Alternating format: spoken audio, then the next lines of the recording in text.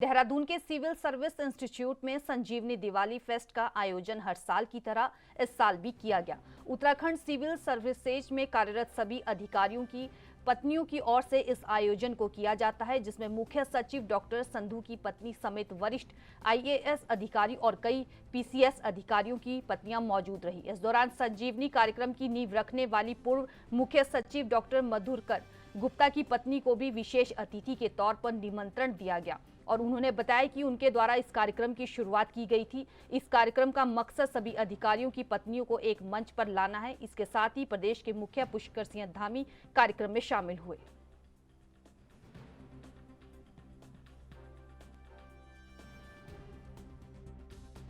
वो मधुकर गुप्ता साहब को बना के चीफ सेक्रेटरी भाग गए, वो अपना राजस्थान, तो वहाँ पे इंटरेस्टेड हैं। पर हम लोग तो, मैं उत्तराखंड की हूँ, उत्तराखंडी नहीं हूँ, मैं मध्य प्रदेश की हूँ।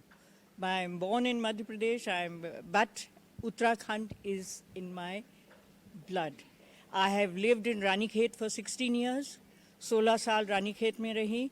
उसके बाद पढ़ी नैनीताल में, और उसके बाद जब हम लोग सब तीनों बेटियाँ, कोई शांति निकेतन जा रहा है, कोई कहीं जा रहा है, तो मैं अजमेर गई, तो मेरी मदर ने कहा कि भाई अब देहरादून आ जाते हैं।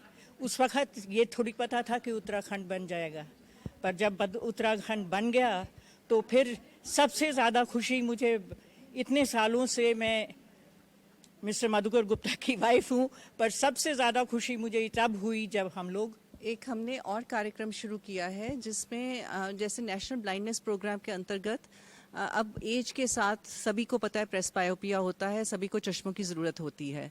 तो उसमें सरकार की तरफ से तो ऑफ कोर्स होता ही था, बट कहीं ना कहीं कमी रह जाती थी। तो जिनको प्रेसबायोपिया है, उम्र बढ़ने से उनकी निगाह कम होती है, तो हम उनके लिए चश्मे प्रोवाइड करते हैं, ताकि वो महिलाएं पुरुष जो हैं वो कभी हैंडीकैप ना फील कर सके। निगाह एक ऐसी चीज़ है आपकी, जिससे आप, अगर आपकी सही होगी तो आपका जीवन का आपका लेवल ठीक रहेगा। तो एक और कार्यक्रम है जिसमें हम काम कर रहे हैं। ये जो आज मेरी माटी मेरा देश अभियान के तहत